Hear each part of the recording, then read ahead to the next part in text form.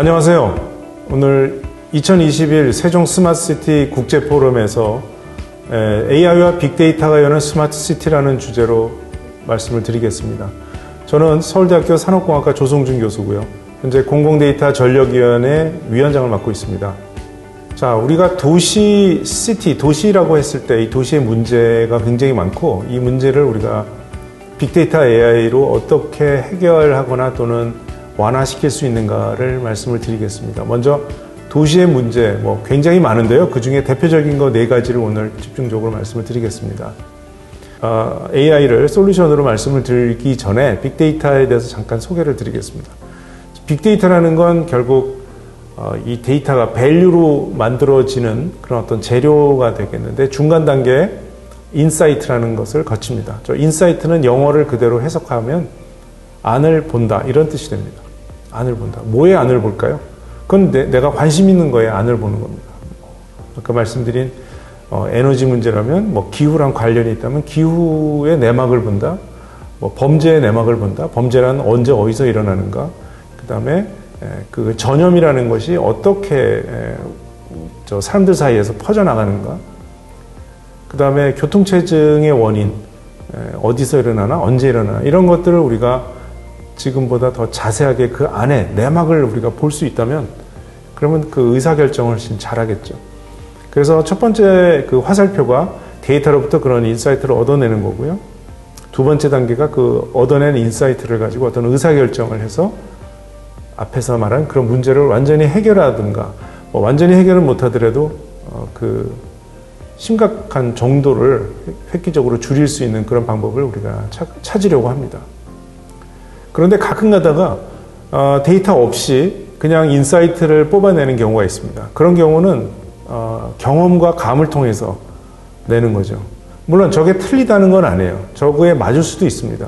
데이터 없이도 훌륭한 의견을 내고 그걸로 밸류를 만들 수 있지만, 확률적으로 봤을 때 우리가 객관적인 데이터를 기반으로 한 인사이트, 그 인사이트를 기반으로 하는 의사결정이 밸류를 훨씬 더 잘 만들고 있습니다.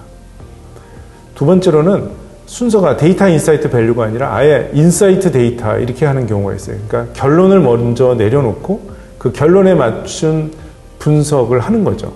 자, 이거는 데이터 분석이라고 부르지 않고 데이터 조작이라고 부르죠. 그래서 데이터를 내한테 유리한 거, 내 결론에 맞는 데이터만 뽑아서 이거를 분석했다고 얘기하는 경우가 있는데, 이 둘 다 사실은 밸류를 만들기 굉장히 어려워집니다. 자, 그렇다면 이제 빅데이터와 AI가 주는 가능성을 앞에 4가지 이슈에 대해서 하나씩 보도록 하겠습니다. 첫 번째, 전기 인프라인데요. 전기 인프라의 이 문제는 원인은 뭐가 있냐면 결국 기후변화입니다. 지금 전 세계적으로 좀 기후변화의 몸살을 앓고 있고, 앞으로 이게 더 심화된다고 얘기를 하는데요. 우리나라 계속 태풍이 옛날부터 왔었죠. 근데 이제 이게 태풍이 더 강력한 태풍이 온다는 게 문제고요. 홍수, 폭염, 강추위, 가뭄, 이게 다 우리가 한 번도 경험해보지 않은 건 아니지만 그 강도가 너무 세진다는 겁니다. 그리고 더 자주 일어난다는 거. 자, 그렇다면 어떻게 할 것인가? 또 두 번째 원인은 풍력 태양광이 우리의 미래 에너지인 거는 누구나 다 동의를 할 텐데, 문제는 이런 대체 에너지가 아직까지는 효율성이 굉장히 낮아요. 특히 태양광은 해가 지면 이제 에너지를 못 만드는 거고, 이런 지금 우리가 과도기를 겪고 있는데, 이 과도기에 굉장히 위험할 수가 있죠. 그러니까 공급은 계속 떨어지는데, 앞에서 말씀드린 기후변화로 인해서 수요가 갑자기 폭발적으로 늘어날 때 이걸 어떻게 대체할 거냐. 그 대표적인 문제가 바로 텍사스에서 지금 현상이 일어난 거고요. 자, 이거를 대응하기 위해서 우리가 전기 수요, 그 다음에 전기 수요가 언제 어디서 일어나는지를 정확하게 우리가 파악하고 있는가? 그렇지 않습니다. 그래서 이것들은 스마트 미터, 즉 IoT 등을 통해서 빅데이터를 확보하고, 이 빅데이터를 AI라는 걸로 요리를 해서 전기 수요가 언제 어디서 발생하는지를 우리가 정확하게 예측할 수 있다면, 100% 예측 못해도 할 수 없습니다. 지금보다 훨씬 더 정확하게 예측할 수만 있다면, 그러면 거기에 맞춰서 우리가 공급 플랜을 짤 수가 있거든요. 이런 것들이 빅데이터 AI가 도와줄 수 있는 거고요. 또 한 가지는 정말 극단적인 날씨, 기후 이런 것들을 또 역시 빅데이터 AI로 예측할 할 수가 있습니다. 그리고 일기예보의 에너지 운영에 또 활용할 수도 있고요. 그 다음에 이런 걸 통해서 무엇보다도 레질리언스라는 것을 보장할 수 있습니다. 레질리언스라는 건 결국 버티는 힘이에요. 어떤 외란이 오고 예측 못했던 일들이 벌어졌을 때 우리가 과연 버틸 수 있는가. 영하 20도까지는 버틸 수 있는데 영하 40도가 돼도 버틸 수 있는가. 지진도 진도 5는 버틸 수 있는데 그러면 6.5가 오면 버틸 수 있는가. 이런 것들이 레질리언스인데요. 그런 것들에 대한 보장, 이 대응을 더 정확하게 잘할 수 있다는 우리에게 기회를 줍니다. 두 번째, 헬스케어가 되겠습니다. 원인은 지금 현재의 문제는 병의원과 보건소에서 데이터 획득 능력이 굉장히 부실합니다. 이번에 우리가 코로나19에서 보면 확진자가 몇 명이다만 있지 확진자의 상태가 어떤지, 그렇죠? 우리 오늘 400명이다. 그러면 400명이 지금 다 산소호흡기를 달고 있는 건지, 아니면 그 중에 300명은 무증상인지, 또는 증상이 있는 사람이 100명이면 어느 정도의 증상인지, 체온이 몇 도인지, 이런 것들에 대한 지금 데이터가 전혀 수집되고 있지 않습니다. 그래서 이런 것들이 일단 맨 앞 단계에서 수집이 돼야 되는데 그런 능력이 지금 굉장히 부실하다는 게 문제고요. 두 번째는 그런 데이터가 혹시라도 있어도 이게 과연 질병관리청으로 잘 넘어가는가, 데이터 연결하는 부분도 굉장히 부실하고요.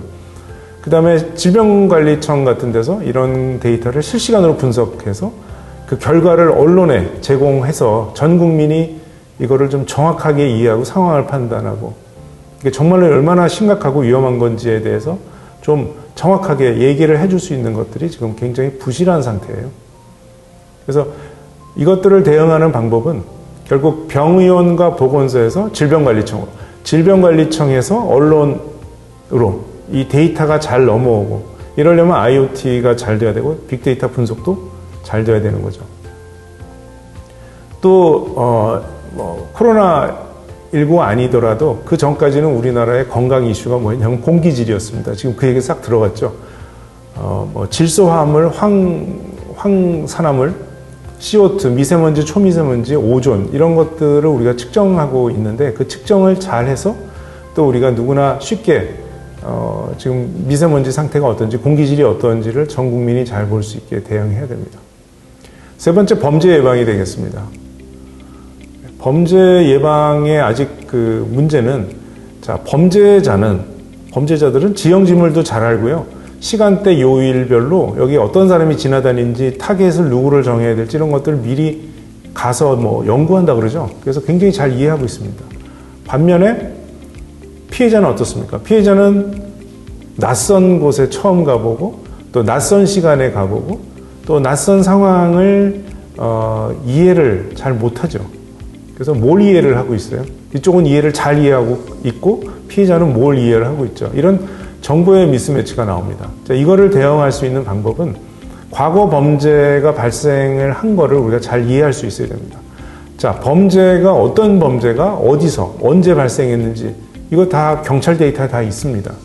이것들을 시각화시켜서 이미 샌프란시스코 같은 데서는 특정 거리에 어떤 범죄가 일어났고 언제 일어났고 이런 것들을 다 시각화시켜서 일반에 공개를 합니다. 그러면 우리가 어때요? 내가 오늘 밤 10시에 여기 가야 되는데 20분 걸어가는 지하철역까지 내가 여기를 밤 11시에 걸어가도 되는 길인지 아니면 반드시 택시를 타야 되는 건지 이런 것들을 우리가 미리 알 수가 있는 거죠. 그래서 단기적으로 미래 범죄 유형 장소 시간을 예측할 수가 있는 거고, 또 한 가지 우리가 해야 될 거는 CCTV 영상에 대한 실시간 자동 모니터링도 할 수 있어야 됩니다. 지금은 CCTV가 사후 분석에만 쓰입니다. 그래서 범죄가 일어난 다음에 범인을 금방 잡았다. 물론 굉장히 우리 박수 받을 일인데 더 중요한 거는 아예 범죄가 일어나기 직전에 예방할 수 있어야 되는 거예요. 그러면 그 CCTV에서 촬영되는 동영상을 실시간으로 인공지능이 보고 있다가 문제가 생길 것 같으면 경찰에 연락해서 그 범죄를 막아버리는 거죠. 이제 이런 것들이 가능하고요. 또 예측에 따라서 경찰의 순찰 경로를 최적화할 수도 있습니다. 마지막으로 교통인데요. 교통은 원인이 뭐냐면 상습 정체 구간, 상습 정체 요일, 시간 이제 이런 것들이 있고요. 또 한 가지는 초행길을 운전하는 분들이 굉장히 많습니다. 그래서 정보가 부족해요. 아마 여러분들이 많이 다니는 길을 가보시면 1차선, 2차선이 다 좌회전되는데 그걸 모르는 사람이 대부분인 것 같아요. 그래서 다 1차선에만 서 있는 거죠. 2차선에는 차가 별로 없고. 이제 그런 걸 보면 저도 퇴근길에 그런 경험을 많이 하는데 아, 이 길을 지금 가는 사람 중에 이 길을 많이 와본 사람은 나하고 몇 명밖에 없구나. 이런 것들을 아는 거죠. 그러니까 정보 부족한 그게 문제고요. 이거에 대한 대응은 당연히 교통 상황의 데이터를 잘 수집해야 되는 겁니다. 이것도 역시 IoT의 힘을 빌리면 되는 거고요. 그 다음에 현재 교통 상황을 파악하고 내비 여기다가 반영을 해야 됩니다. 지금 우리가 쓰고 있는 내비는 현재 교통 상황을 잘 반영을 못하고 있어요. 어떤 과거에 일어났던 일에만 반영해서 하고 있습니다. 그 다음에 이제 이걸 한 단계 더 나가면 미래 교통 상황도 예측을 하고 당연히 그 다음에 그렇게 되면 데이터 기반의 도로 주행 설계, 그 다음에 신호등 최적화 이런 교통공학적인 데다가도 우리가 쓸 수가 있겠죠. 자, 빅데이터 인사이트의 특징은 앞에서도 약간 말씀드렸지만 결국 개인화와 객관화와 24/7입니다. 그래서 상황에 따라서 우리가 대응하고 그 다음에 객관적이고 그 다음에 24시간 뭐 CCTV 같이 사람은 24시간 CCTV를 누군가가 볼 수 없어요. 그러나 AI 빅데이터는 그걸 볼 수가 있습니다. 그래서 이런 것들을 우리가 적극 활용해야 된다는 겁니다. 그러기 위해서는 몇 가지 솔루션이 필요한데요. 문제 해결을 위한 액션을 취한 다음에 과연 이게 효과가 있는가? 경찰의 그 순찰 패턴을 바꿨는데 과연 범죄가 줄었는가? 그것도 데이터 분석해 보면 됩니다. 그래서 데이터를 가지고 비포 애프터라고 그러죠. 우리 데이터를 가지고 당연히 어떤 행정적인 조치를 취했을 때 좋아졌냐 나빠졌냐 이걸 그대로 분석해서 우리가 알 수가 있습니다. 그래서 비용도 절감하고 이 지속 가능성을 우리가 볼 수 있다. 끝으로 필요 액션은 뭘까요? 필요 액션은 크게 두 가지입니다. 첫 번째 데이터 측정이 있습니다. 일단 데이터를 잘 모아야 됩니다. 제가 앞에서도 좀 말씀드렸지만 헬스케어 같은 경우 병의원에서 1차 데이터를 측정하고 이게 데이터로 쌓이는 거죠. 그래서 시민들의 협조가 굉장히 중요하고요. 두 번째는 공기질을 측정한다 그랬을 때 지상 5m에다가 측정을 해서는 소용없어요. 우리 중에 키가 5m인 사람은 없잖아요. 우리 대부분의 사람이 키가 1에서 2m 사이입니다. 그 공기질도 여기서 측정을 해야 되는 거죠. 그 다음에 위치는 어떻습니까? 저 산속에서 측정하면 뭐가 좋겠습니까? 우리는 지하철 플랫폼과 지하철 근처를 돌아다니는데 거기서 측정을 해야 되는 거죠. 자, 물론 여기다 센서를 달고 측정하는 게 쉽지는 않지만 결국 저게 돼야만 현실적인 정확한 데이터를 우리가 확보할 수가 있습니다. 그 다음에 강, 호수, 바다 이 수질 측정하는 것도 굉장히 중요합니다. 지금 어쩌다 한 번씩 측정하는 거를 알고 있는데 이거를 실시간으로 계속 상시적으로 측정을 해야 되고 그 데이터를 우리가 누구나 볼 수 있어야 돼요. 그래서 혹시라도 수질이 악화됐는지를 실시간으로 우리가 확인할 수 있어야 됩니다.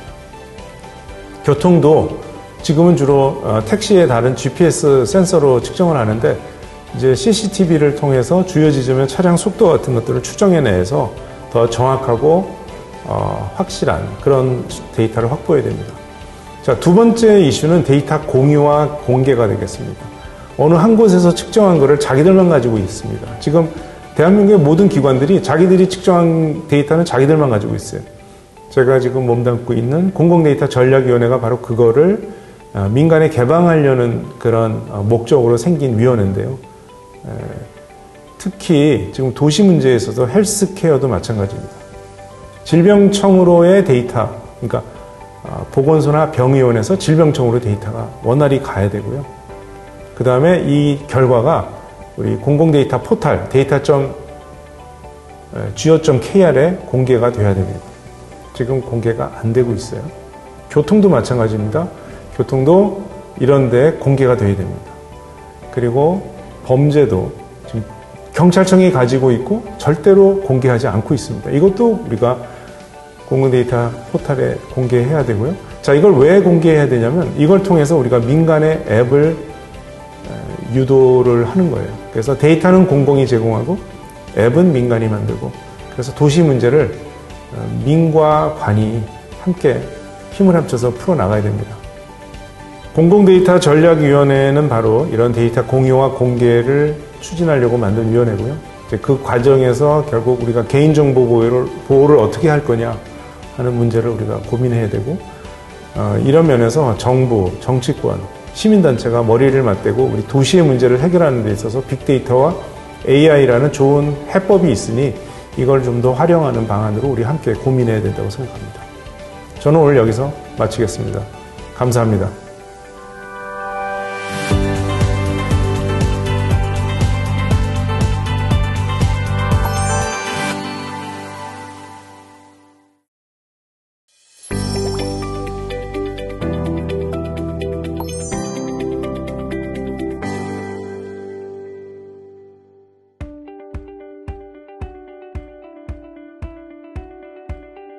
尊敬的李春熙市长，各位来宾，大家上午好。我是贵州贵安新区党工委委员李明新，很高兴参加世宗特别自治市智慧城市国际论坛，借此机会与各行业领导、专家及来自智慧城市建设第一线的实践者们齐聚一堂，集思广益，共同聚焦智慧城市建设顶层设计及落地实施问题，这是一件很有意义的事儿。在此，我仅代表贵州省贵阳市贵安新区向大会的成功举办致以诚挚的祝贺。世宗市是一座年轻、充满朝气、欣欣向荣的城市，规划理念先进，环境美丽宜居，很多建设和发展经验值得贵阳贵安学习。世宗市智慧城市国际论坛的成功举办，将为全球各国带来先进的技术、最新的智慧城市技术和解决方案。智慧城市将充分有效连接城市运营的交通、治安、防灾、行政和医疗等领域，让生活变得更加安全、更加便利。自2016年贵州省与世宗市正式建立友好城市关系以来，双方高层交往密切，在经贸、农业、城市建设、文化和公务员交流等方面的交流合作取得了重大进展。作为推动全省经济社会发展的火车头、发动机，贵阳贵安持续做大城市规模，做强实体经济，奋力推动贵阳贵安高质量发展，更好地承接与世宗市的联系纽带。贵阳贵安位于中国西南出海大通道，地处2000万人口体量的黔中经济区，是全中国米字形高铁交通核心节点，省内1小时，周边省市2小时，珠三角4小时，长三角6小时。高铁交通圈初步形成，成为连接成渝、长三角、珠三角和东盟自由贸易区的十字交通枢纽。随着国家级贵阳铁路口岸、贵安新区国际物流港的快速建设，中欧班列与西部陆海新通道无缝衔接，进出口贸易迸发的巨大潜力，经济效益可全面覆盖西南地区2亿多人口，东盟6亿多人口，是天然产业商圈圣地。贵阳是贵州省省会，贵安新区是国务院设立的中国第8个国家级新区。去年2月，贵州省委、省政府印发实施关于支持贵安新区高质量发展的意见，贵阳贵安融合发展进入快车道，按照优势互补、资源整合、错位发展的原则，贵阳贵安大数据产业迅猛发展，成为最适合发展大数据产业的区域，更是中国首个大数据综合试验区的核心发展区域。“13·5”时期，贵阳贵安已连续成功举办5届数博会。习近平总书记2018年、2019年连续2年给数博会致贺信，去年受疫情影响，我们采取线上线下结合形式举办了2020网上数博会，全网阅读量超过48.03亿次。在大数据应用方面，按照习近平总书记春节期间视察贵州提出的在实施数字经济战略上抢新机的指示，重点推动数字产业化和产业数字化，奋力实现数字经济大发展。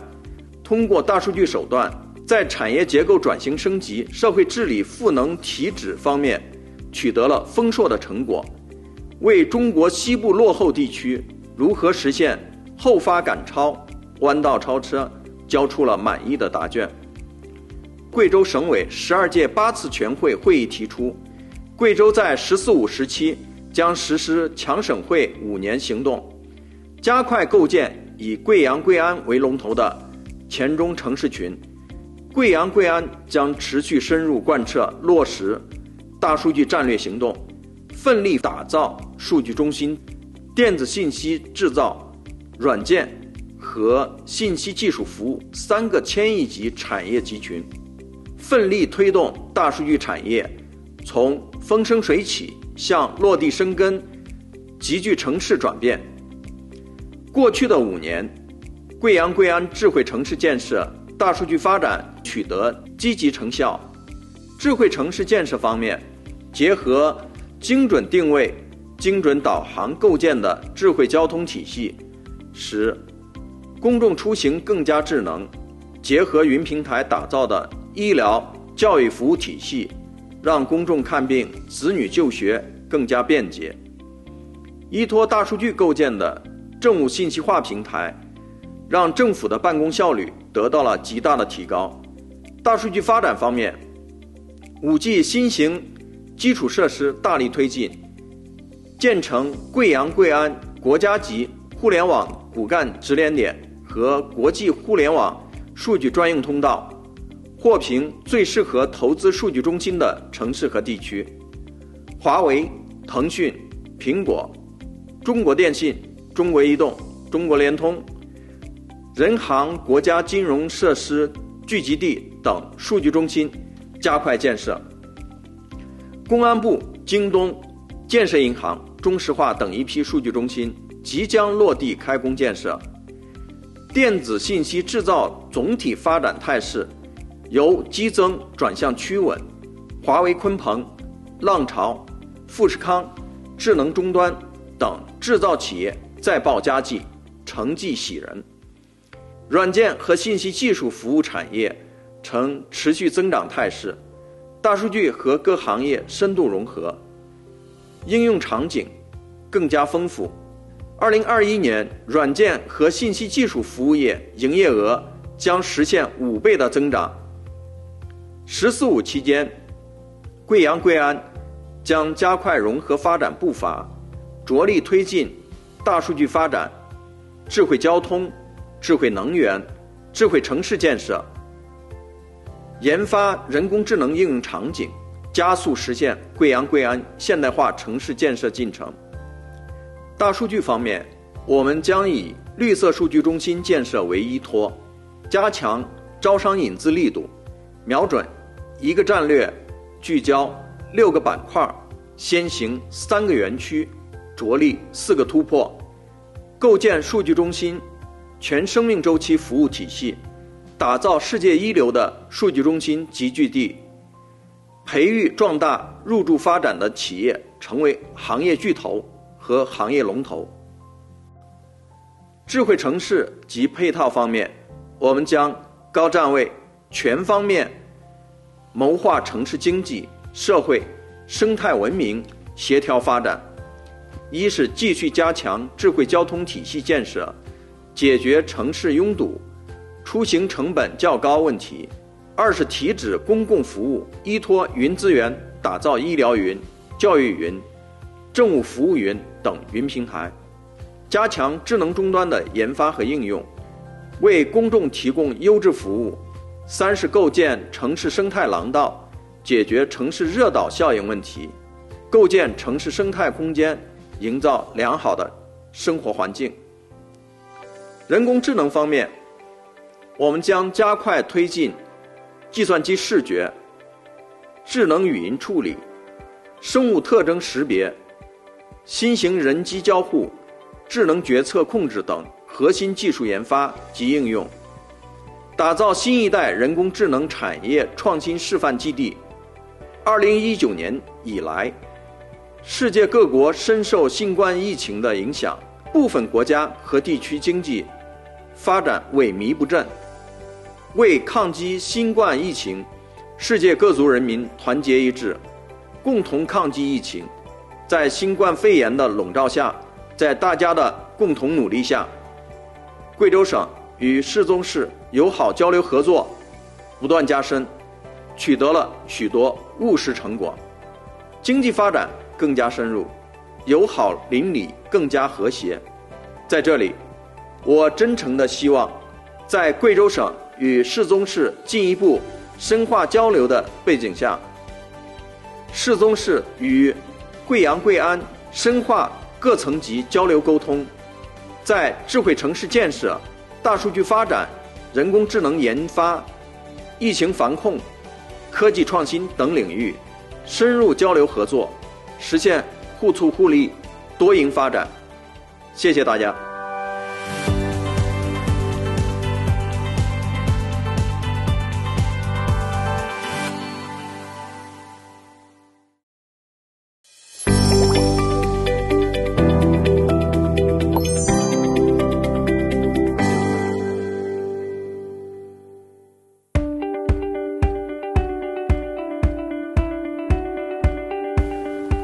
안녕하세요.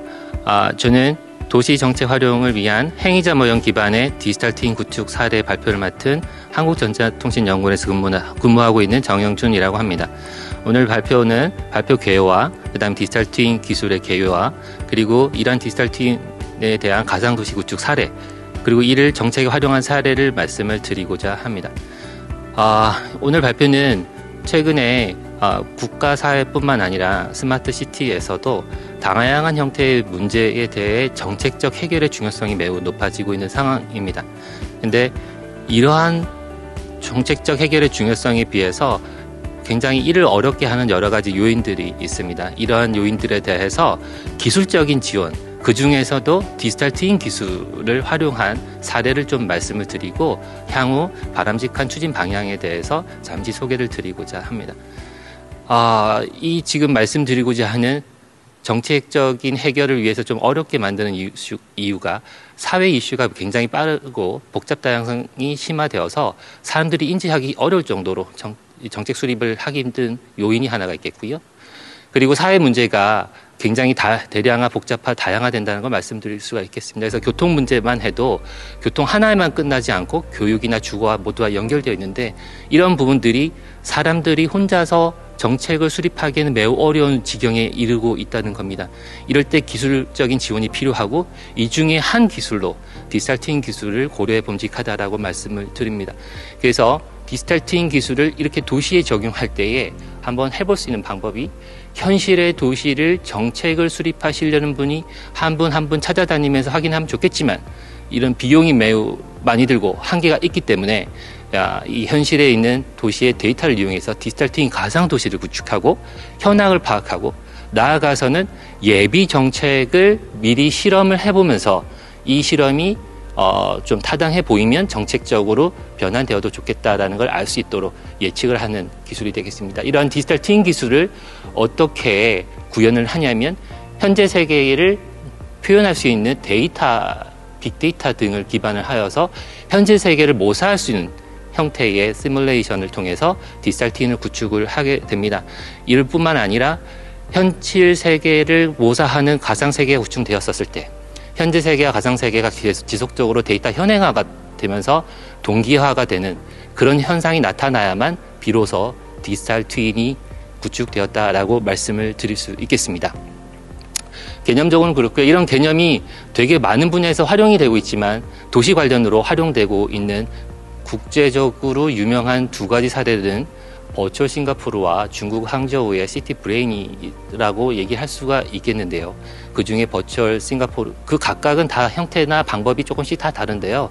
그 이유는 목적이 달라서 그렇습니다. 그래서 버추얼 싱가포르 같은 경우에는 도시를 도로나 건축물 중심으로 그대로 모사하는 중심으로 진행이 되어서 일조권 정책 같은 데 활용을 하고 계시고요.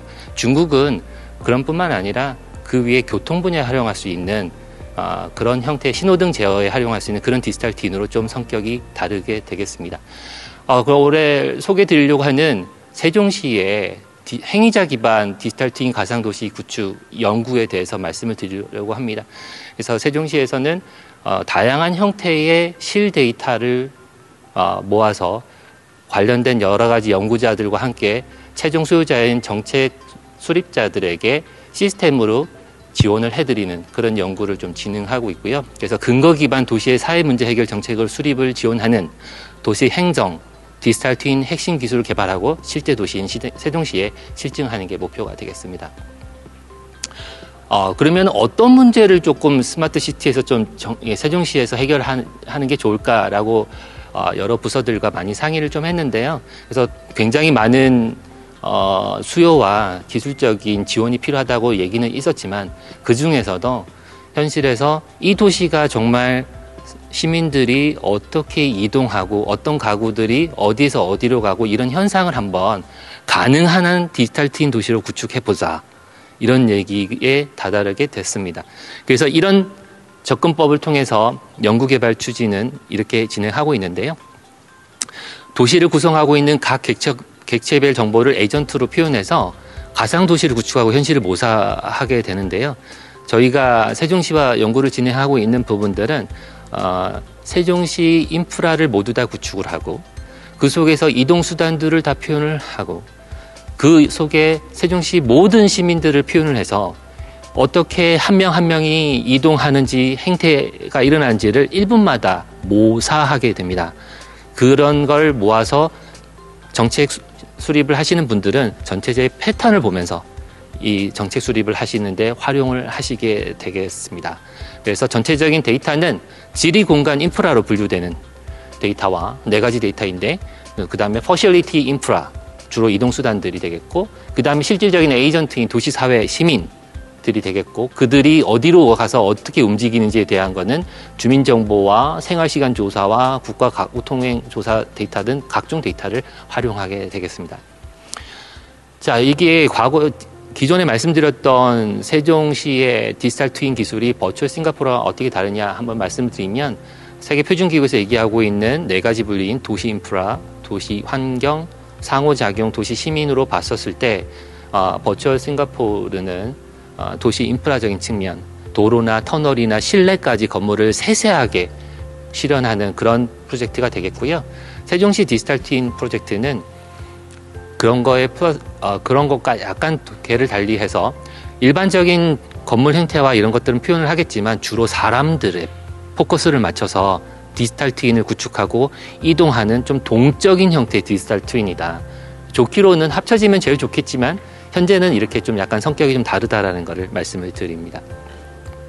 그래서 행위자 기반 인구 이동 형태 디지털 트윈 구축 방법을 어떻게 했는지 보면 아까 말씀드렸던 4가지 데이터 분류, 지리 공간 인프라, 퍼실리티 인프라, 시민, 그 다음에 상호작용을 차곡차곡 데이터를 써가면서 합쳐 나가는 과정입니다. 그래서 근데 여기서 어려움과 저희가 했던 일의 핵심을 보게 되면 이 세상의 모든 데이터 자체는 그 목적에 따라서 다르게 수집이 되어 있고 식별이 되어 있는데요.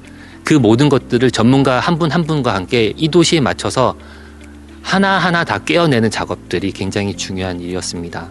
그래서 현재 보게 되면 이 도시를 전체적인 블록존으로 구성을 하는데 통계청의 700개 집계구가 굉장히 세밀한 데이터인데 그게 유의미한 저희만의 데이터를 추려서 487개 블록존을 나누고 모든 도로와 교차로 정보를 입력을 하고 향후 도시가 발전하는 예정지, 5, 6생활권도 포함을 하게 되고 퍼실리티 인프라로 건물과 인허가 정보, 소상공인 정보를 다 포함을 하게 됩니다. 그리고 이동수단인 버스 노선, 정류장, 그리고 지금 2019년 데이터 중심으로 저희가 모든 걸 깨웠는데요. 그래서 승용차 정보, 공영자전거 정보, 대여소 정보를 다 포함을 하고 있습니다. 이를 통해서 시민들은 당시 인구로 35만 명의 인구를 다 포함하고 이 인구들이 직업 중심으로 어떻게 이동하는지를 매핑하는 과정이 있었습니다.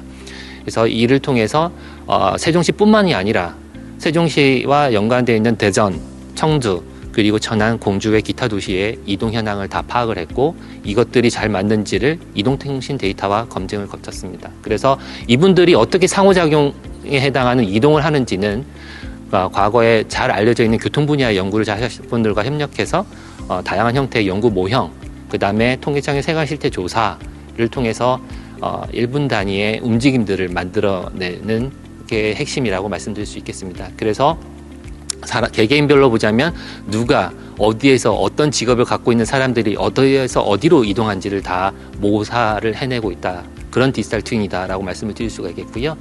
그래서 지금 현재는 세종 시민은 2019년대 시점으로는 34만 명에 해당하는데요. 뿐만 아니라 거기에서 외지에서 들어오는 부분과 합치면 한 35만 명이 됩니다. 그럼 한 분 한 분을 다 포함해서 시뮬레이션을 해서 표현을 하게 되고요.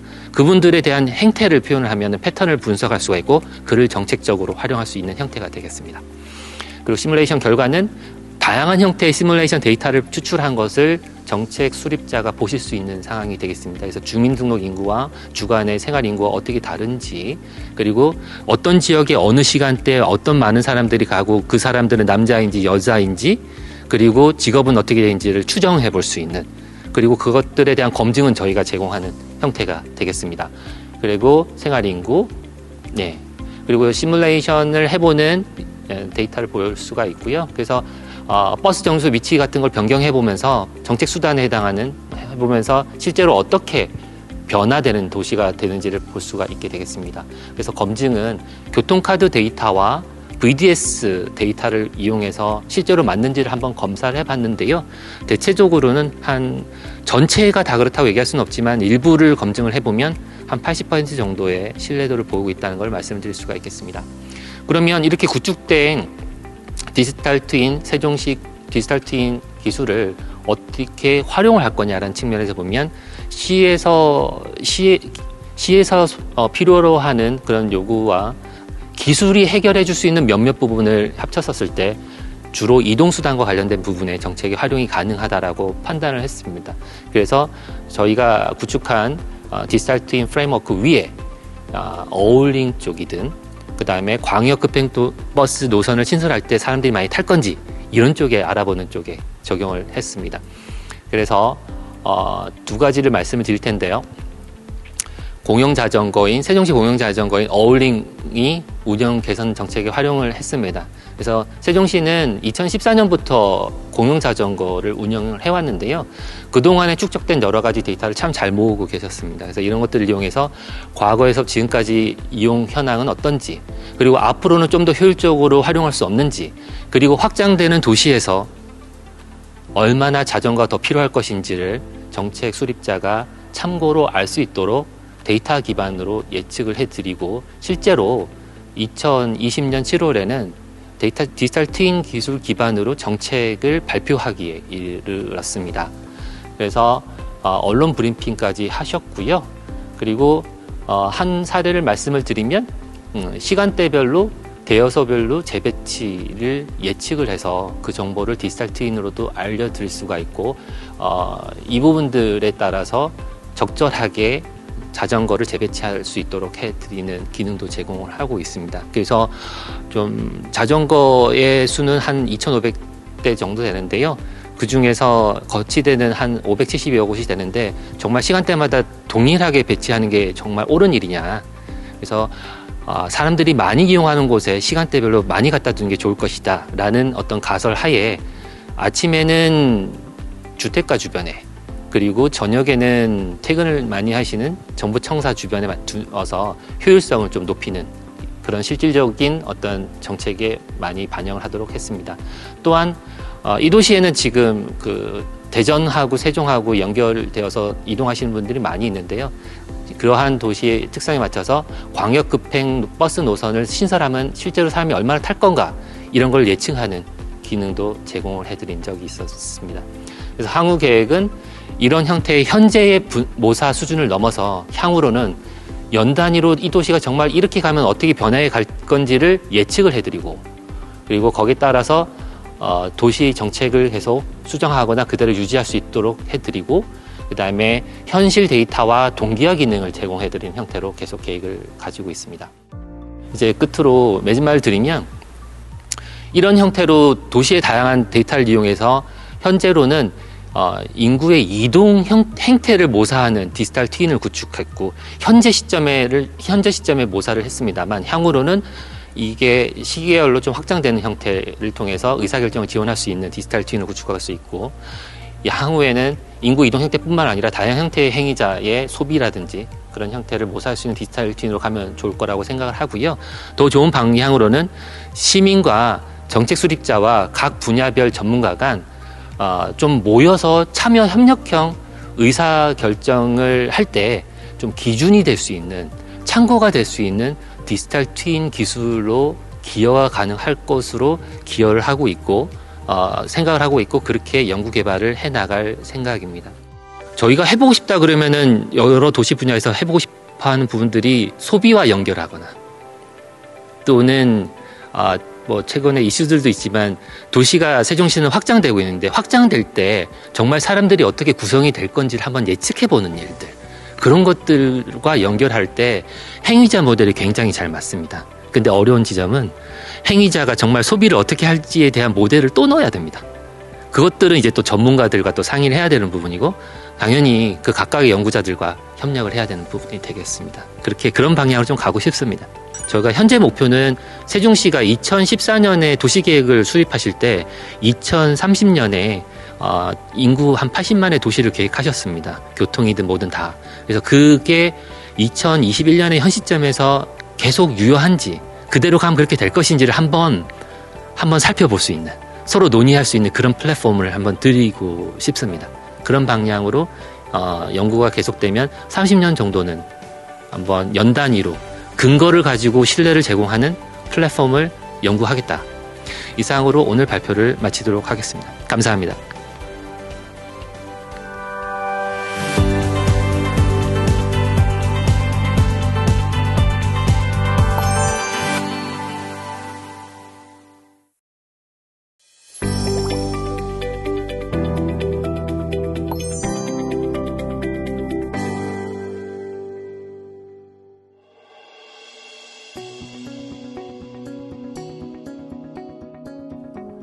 Hi, my name is Timothy Papandreou and I'm the founder of Emerging Transport Advisors.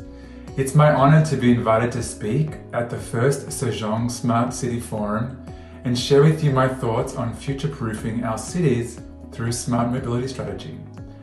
A little bit about myself and my company. I've worked in mobility for more than 15 years, covering both public and private and all forms of moving people and goods.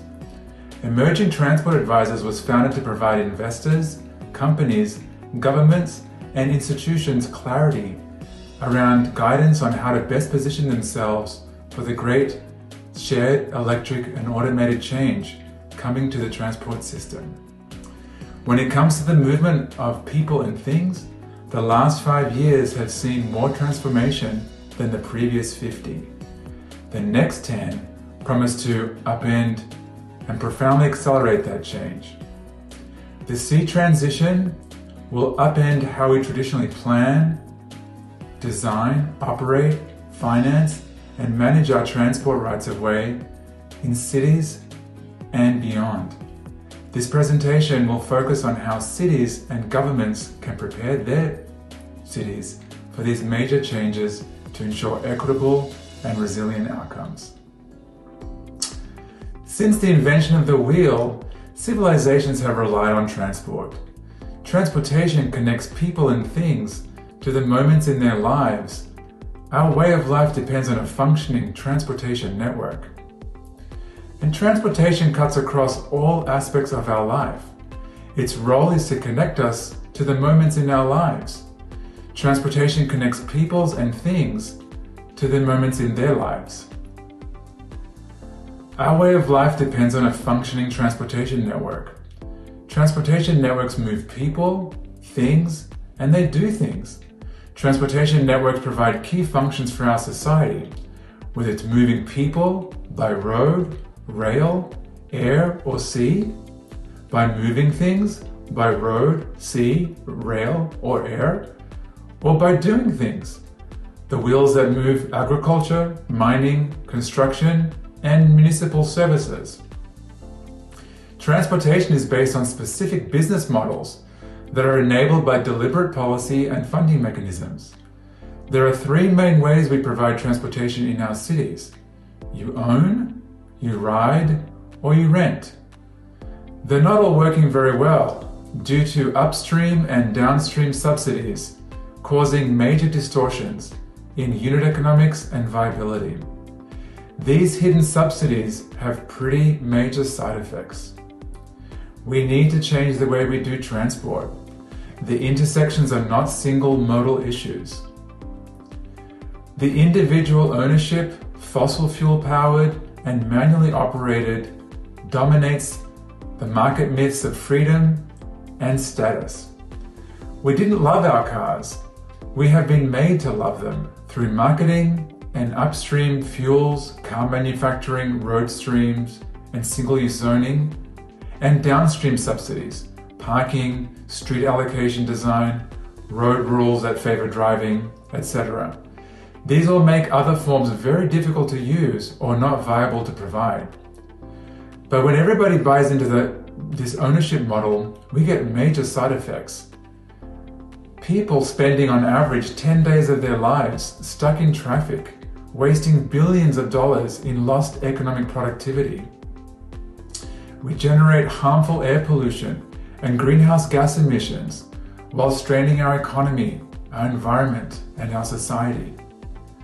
These cause over 1.2 million preventable fatalities each year through car crashes. Transportation policies have done harm and segregated, discriminated, and forced marginalized groups to suffer the brunt of the externalities, especially the pending climate risks, creating employment barriers for those who are not able to operate them, and requiring expensive and physically disruptive infrastructure, exacerbating social, economic, and physical barriers to vulnerable communities. So we're in this cycle of private vehicle dependency, where we have car-oriented transportation planning, creates reduced travel options, other modes are stigmatized, city disinvestment, more car-oriented land use planning, more free parking requirements, more dispersed development patterns, increased private vehicle ownership, and the vicious cycle of more inequities, budget impacts, crashes and fatalities, congestion, air pollution, and greenhouse gas emissions. But the world is changing and disrupting this owned, fossil fuel-powered and manually operated dominant transport system.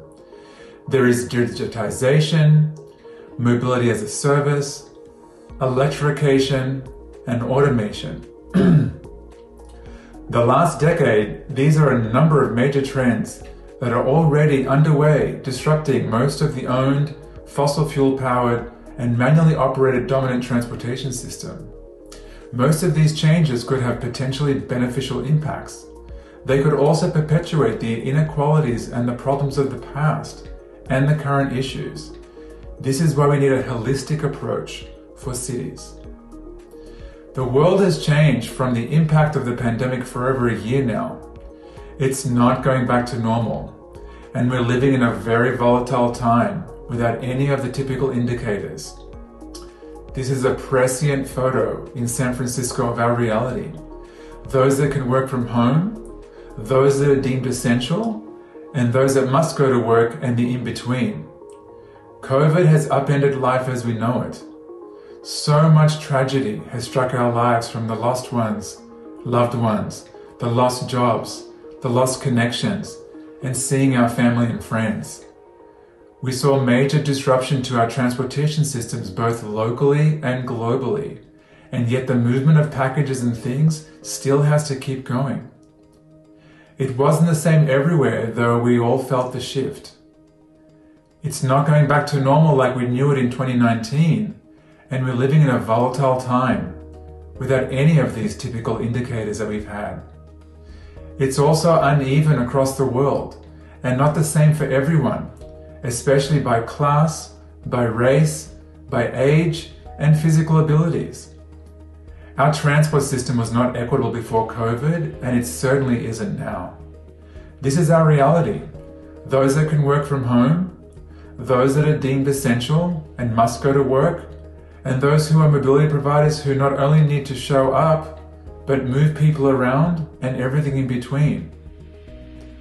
For those that are more comfortable in the digital or remote work, they have been safe at home, waiting out the virus and hoping for a return to a new in-person life.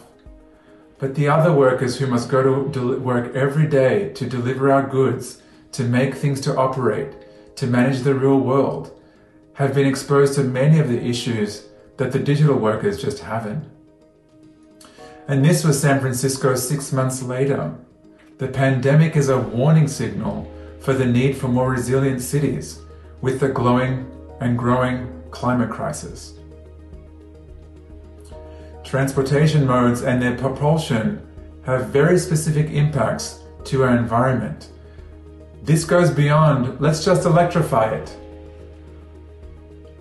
We call out driving trucks, SUVs, and cars as the main source of transport GHGs. Electrifying public transit is nice for air quality and noise, but doesn't move the needle on climate like electrifying larger freight and passenger car numbers.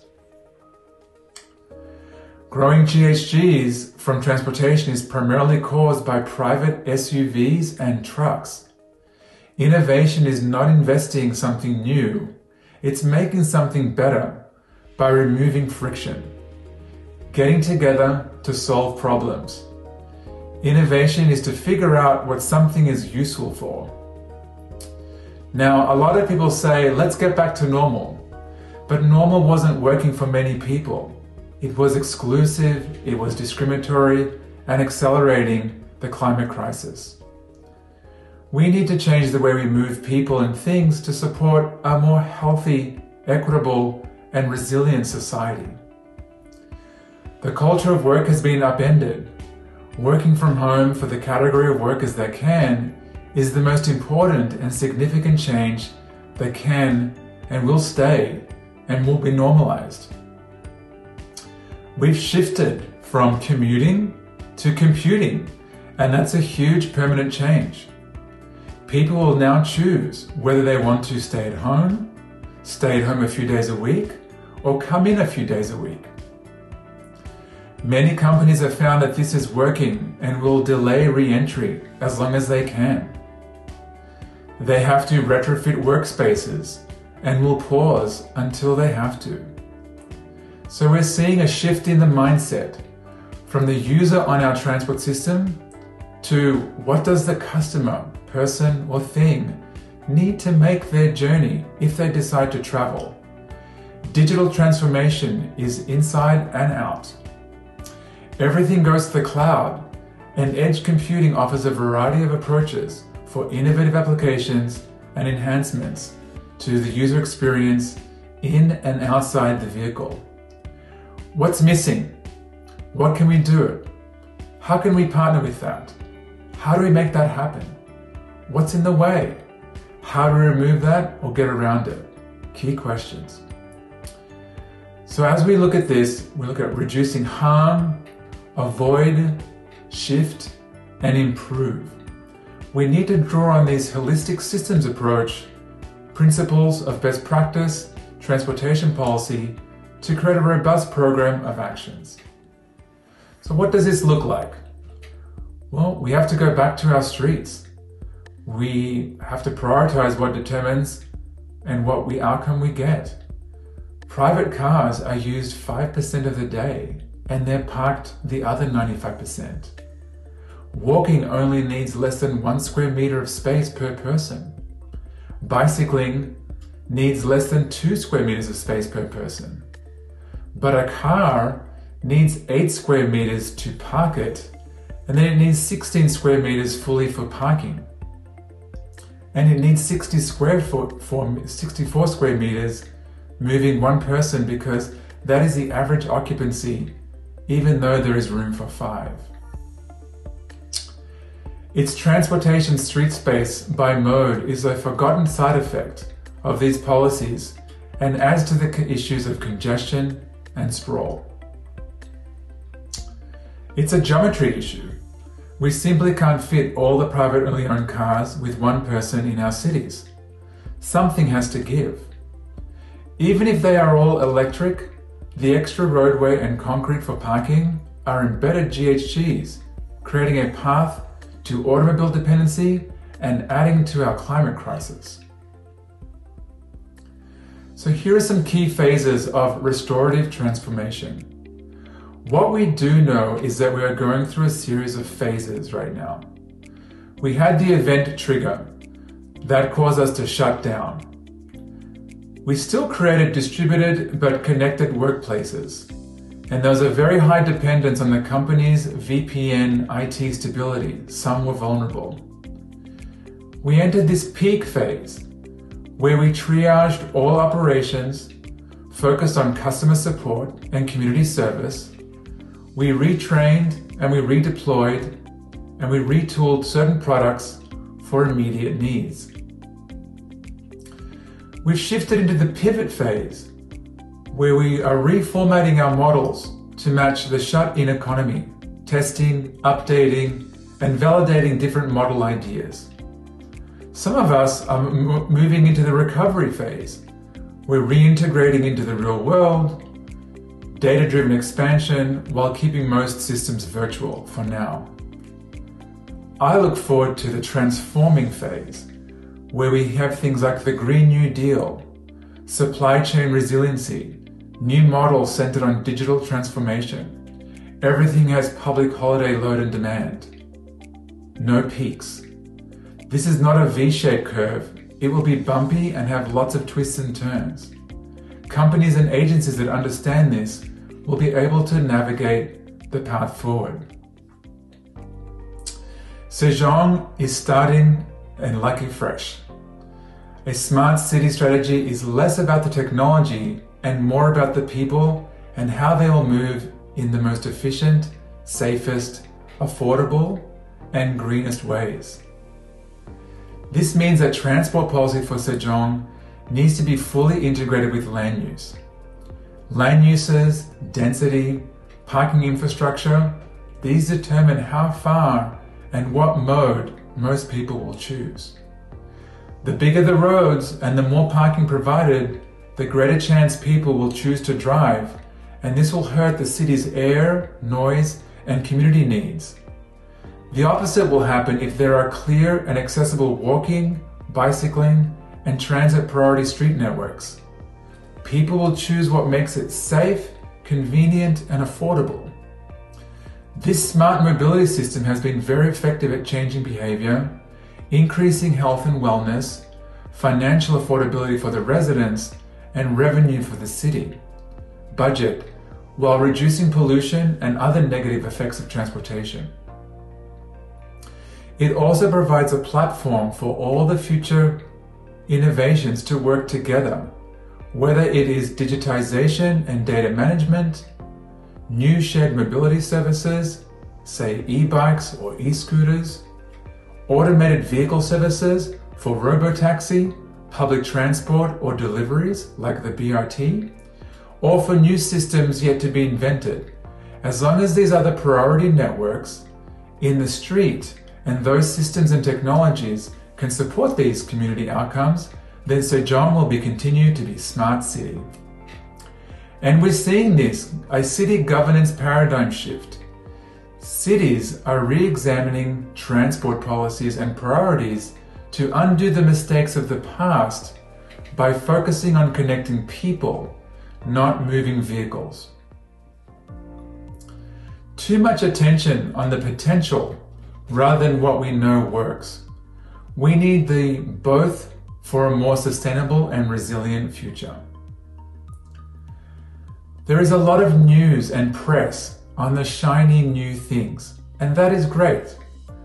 But in order for these things to work, we need to do the heavy work of making our streets safer, with less speeding, manage congestion and demand for our streets with more priority for walking, bicycling, and public transport.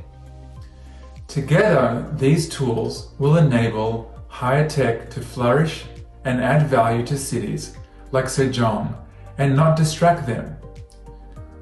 So it is important that Sejong creates an environment where the basics of city life are implemented as a foundational layer, which means good walking, good bicycling, and good public transport services, strong and fast train connections to Seoul and other regions, while provisioning new concepts and pilots for electric and automated mobility options, and possibly air taxi and drones in the future.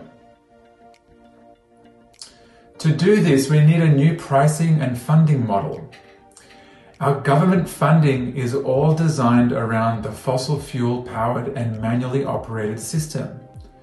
We get gasoline taxes, we get vehicle purchase fees, registration fees, parking fees, speeding tickets, etc. If we have a world where most people share vehicles, they are all electric, and are not driven by people but computers, where will all the money come from to pay for the streets and services that governments get now from all these fees?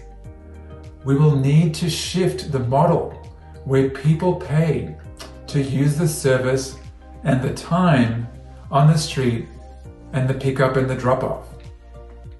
Just imagine, we will need to charge a fee based on the time on the street, the location of the pickup or drop-off, and then the type of vehicle used, whether it was an electric bike or a large passenger car or a delivery truck.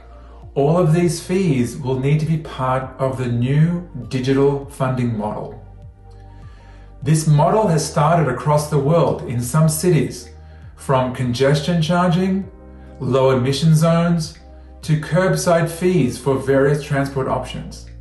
Over time, we will need to introduce these measures as more people switch to electric transport and as we see evidence of more sharing services and finally automated services. Smart cities need collaborations and community involvement to be successful. Sejong has an opportunity to have a blend of ancient traditions of city layouts and spaces with modern technologies in the background. No government, company, or institution can do this alone. This will take unprecedented collaboration with the community you serve. We have seen many examples of successes when the community is in the center of this transformation. By producing this strategy and educating and including the public and what is happening, they can work together on how to decide to move in a way that shifts from today to a more sustainable future. And academia can help with the research, testing, and analysis to draw on their strengths. But it has to come from the community which you serve, not the other way around. This is where true smart city innovation will lead to take place, working together to figure this out. The regions across the world that are already doing this will not only survive through this, they will thrive. And unfortunately, the ones that don't will suffer a steady decline as people can now work remotely and leave regions altogether.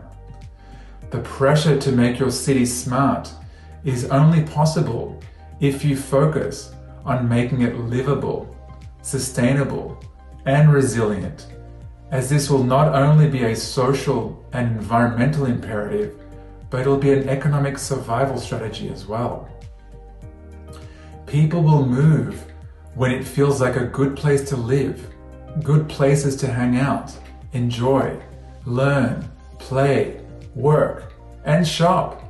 People say the best places in the world are the places where there is a lot of life on the streets, great plazas, great markets to walk through, great cafes and art and performances, No one says they like sensors or 5G connections or Wi-Fi. That's not what people remember. They remember all those nice moments. This smart city framework is best practice for cities as they grow, and these foundational land use and networks to minimize owning and driving a car. This allows for multiple new businesses, mobility service providers, electrification and connected and automated technologies together. This is what Sejong could do and bring together all their great ideas to see these results. This will create a virtuous cycle of equitable mobility. People-oriented transportation planning increases travel option viability, which creates more mode shift from driving, and then more existing community-centered investment and management. There's more mixed-use land use planning, more pricing and fair user fees, more compact development patterns, reduced private vehicle ownership and use, and this virtuous cycle results in more equity, more access, better system efficiency, safer streets and travel, cleaner air, less greenhouse gas emissions, less traffic, and less noise. So, Sejong is at the early stage of its journey. There is a lot of speculation of what a smart city should be, and few have a strong handle of what is the best practice. What we know is that it is less about Wi-Fi connectivity, data, robots, and machines, which are very important, but they don't make cities. People make cities. The more the city is connected and centered on the people, their connections to nature, to food, and everyday life, their high-quality community spaces where the ancient traditions and modernity are harmoniously blended, where we have high quality of walking, bicycling, and public transport with electric and autonomous robotic technologies managed together with public data management, then we can say we have a smart mobility system that will be able to manage the challenges of today and the future inventions. We have a once-in-a-generation chance on a local and global level to undo the wrongs of the past transportation policies and practices and course correct as we face other looming issues that require much more action, from climate action that will further impact transportation systems. There are many unknowns and some upfront strategy work from making the wrong decision that results in lost time and money. So we have our opportunity, and this is an important time to invest. Here are my contact details, and please feel free to contact me. Thank you again for having me speak at the first Sejong Smart City Forum. Goodbye.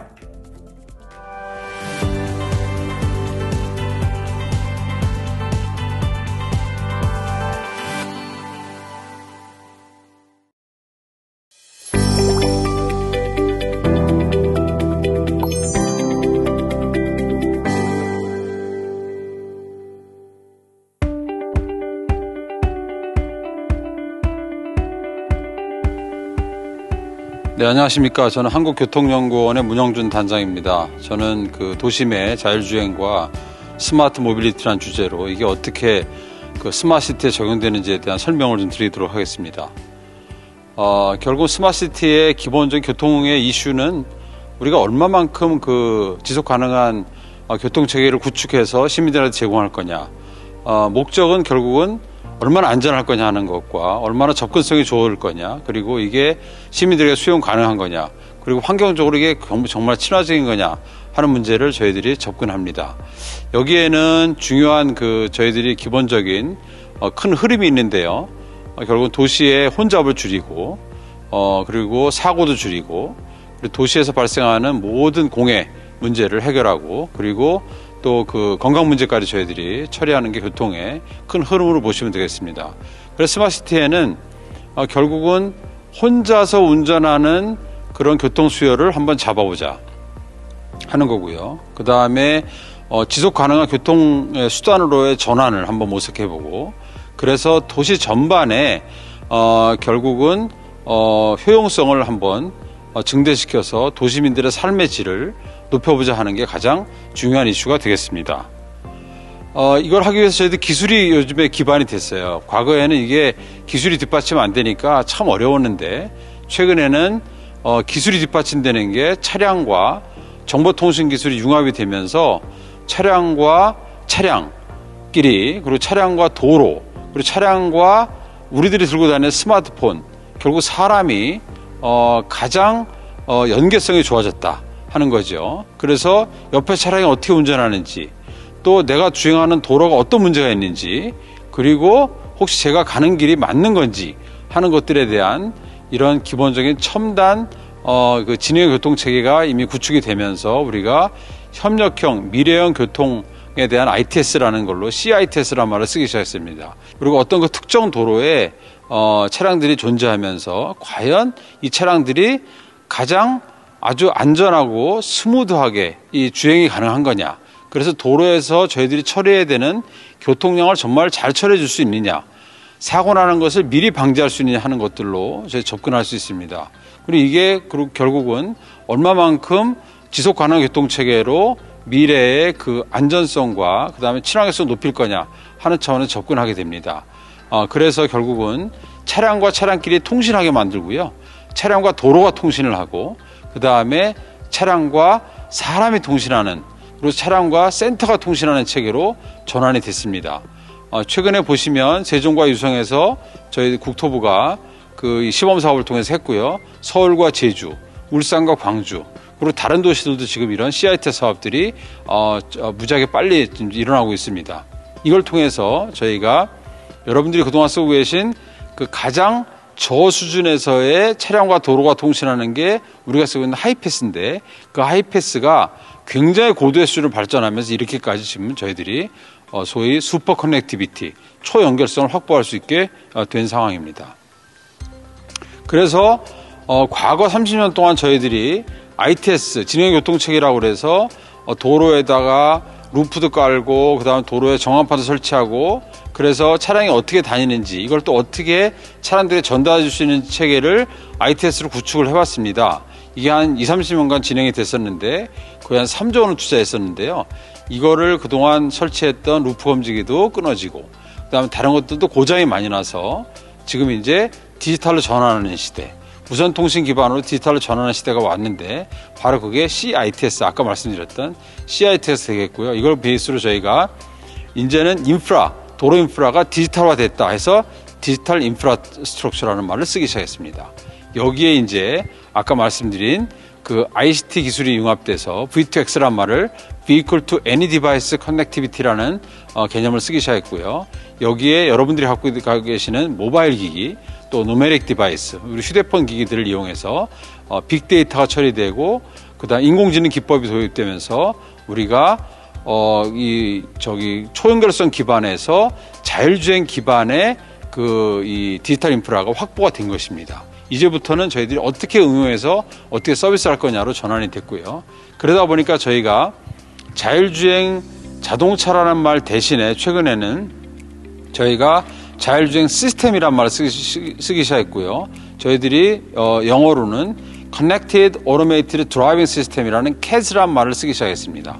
이게 단순히 자율주행차 스스로 혼자 알아서 이렇게 나 혼자 맘대로 운전하는 게 아니고 이게 다른 차량과의 융합, 그리고 도로와의 융합, 그리고 사람들과의 유기적인 관계, 그 다음에 도로가 하라는 대로 하는 센터와의 관계를 통해서 이게 소위 CAS라는 개념으로 협력형 자율주행 시스템이라는 개념으로 접근이 됐고요.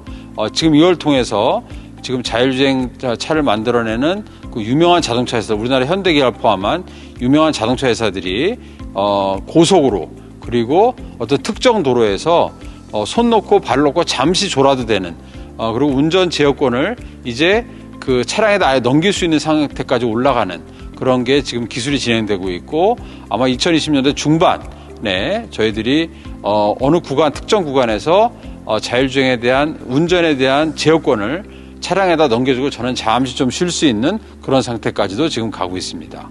아마 2030년쯤 되면 상당히 많은 차종에 달릴 걸로 보고 있습니다.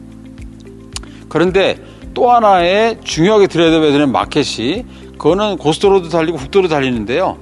근데 고속도로 국도 못 달리는 차 중에 아주 저속으로 특정 구간에 제 아파트 단지에 들어와서 저를 싣고 BRT역에도 내려주고 저를 싣고 복합커뮤니티센터에 내려주는, 제가 자가용을 안 갖고 다녀도 되는 시대가 오기 시작한 시장이 열렸습니다. 그게 바로 우리가 얘기하는 Public and Shared Low Speed Urban Mobility라는 개념으로 저속형 그리고 도시명 자율주행 셔틀이 들어온 겁니다.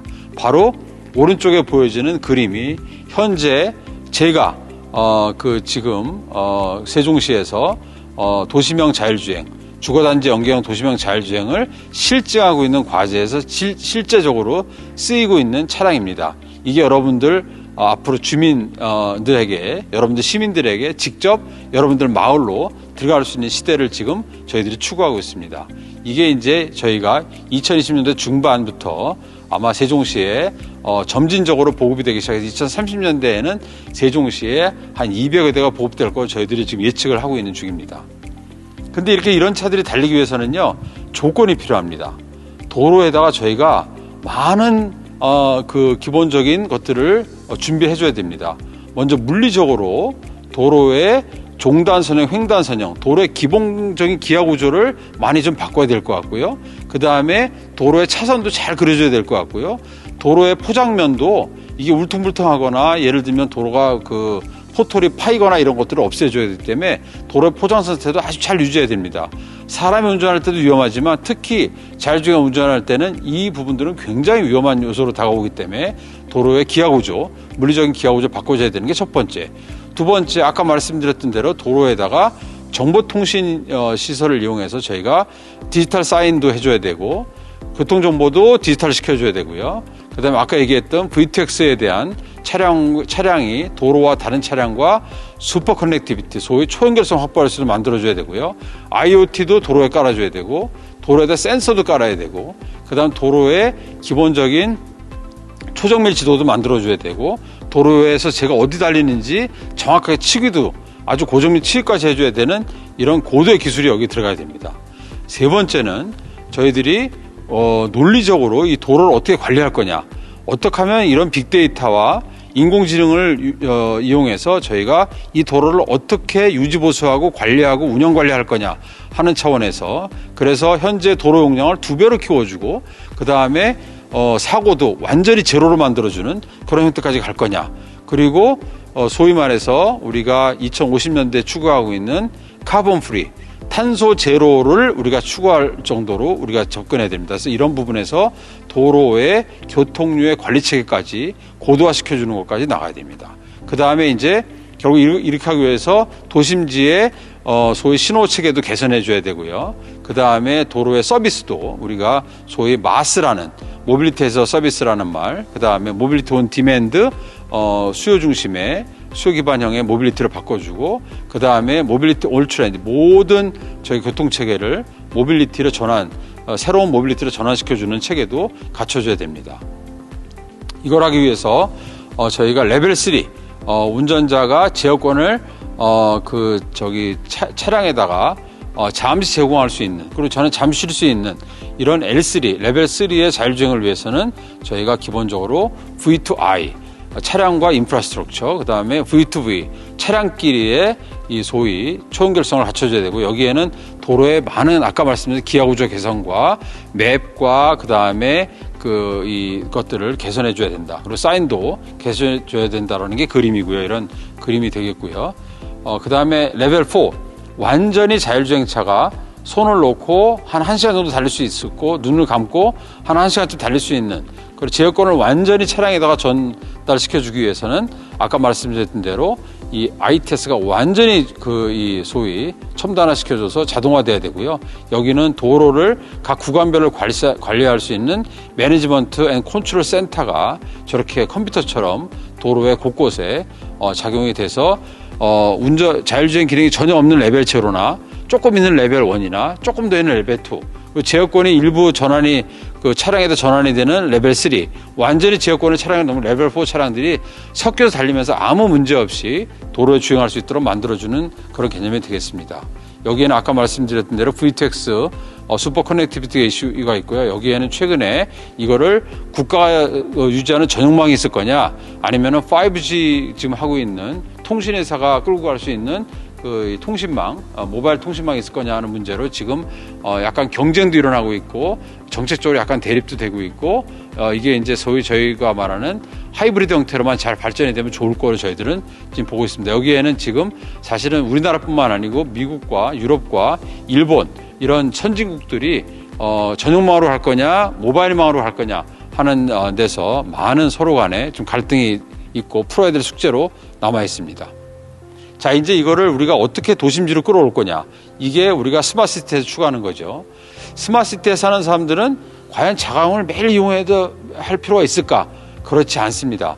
바로 저희가 도시명 커넥티드 오토메이티드 셔틀을 도입하는 저희가 유카스라는 개념으로 세종시에다 도입하는 거고요. 이게 이제 소위 말해서 마스라는 개념의 서비스를 주면서 제가 차량을 한 1, 2km 갈 수 있는 거리를 제가 운전을 안 해도 저 자율주행차가 와서 제 아파트 단지 앞에서 저를 태우고 또는 아파트 제 단지 안에는 동 앞에서 저를 태우고 BRT역에 내려주고 동 앞에서 태워가지고 복합 커뮤니티 센터나 또는 상가 지역에 내려줄 수 있는. 그리고 제가 일을 다 보고 나서 저 차에게 제가 모바일로 나 좀 데려다 줘 하면 저 차가 다시 제가 있는 위치에 와서 저를 태우고 집에까지 내려줄 수 있는, 운전 안 해도 편리할 수 있는 그런 시대가 올 거다 해서 저희가 지금 이것을 테스트하고 있는 거고, 여기에는 아까 말씀드렸던 CITS에 대한 모든 기술이 접목이 되고 자율주행 기술이 접목이 돼서 이 차가 운영하게 됩니다. 현재 이 차는 세종시에서 실증 형태로 4대가 운영이 되고 있습니다. 궁극적으로는 세종시 전역에 저희가 이 차를 그 곳곳의 마을별로 저희가 아파트 단지별로 전용 차량들을 투입할 걸로 지금 정책적으로 기획을 하고 있고요. 이렇게 되면 세종시는 지금 큰 그림을 그리고 있는데 세종시 전역에 약 200여 대의 차량들이 필요할 수 있다 하는 지금 계획을 세우고 있습니다. 이렇게 되면 세종시에 지금 현재 문제가 되고 있는 교통난에 대한 그 혼잡 문제나 그 다음에 특히 지역별로 지금 문제가 심각해지고 있는 주차 문제, 이런 것들을 해결해서 이런 차량들이 다니면서 여러분들을 차량을 제가 안 갖고 1, 2km 가는데 안 갖고 다니면서도 더 편리한 교통체계가 제공이 될 수 있는 기반을 마련할 수 있다. 이게 바로 저희가 스마트시티에서 스마트 모빌리티의 가장 기본적인 근간으로 지금 보고 있고, 이 서비스가 여러분들에게 가장 소위 말해서 핵심, 저희가 킬러 어플리케이션이라고 얘기하는 핵심적인 가장 중요한 그 서비스의 그 어플리케이션이 될 수 있다고 볼 수 있습니다. 궁극적으로 스마트시티가 제가 그리는 세종시의 스마트시티의 궁극적인 그림입니다. 이런 차량이 다니면서 보시면 결국은 이 Electric and Automated Vehicle, 제가 오른쪽 하단 부분에 전기차나 자율주행차가 접목이 되면서, 그리고 오른쪽 상단 디지털 인프라가 구성이 되죠. 지금 거기에 그 5-1 생활권 스마트시티 포함되고 저는 전역에 저희들이 포함하고, 그래서 되면은 나오는 결과물, 왼쪽 상단부 카본 프리, 탄소 제로를 선언할 수 있는 도시 기반이 준비되고요. 결국 이렇게 되면은 왼쪽 하단 보시면 인간 중심의 인간이, 우리 시민이 가장 편리하게 이 도시를 인조이하고 도시를 누리고 그 다음에 삶의 질을 확대할 수 있는 인간 중심의 공간 체계로 저희들이 전환을 시킬 수 있다 하는 차원에 접근하고 있습니다. 이게 저희가 소위 얘기하는 스마트시티의 스마트 모빌리티의 가장 궁극적인 개념이다, 이렇게 보시면 되겠습니다. 이상 발표를 마치겠습니다. 고맙습니다.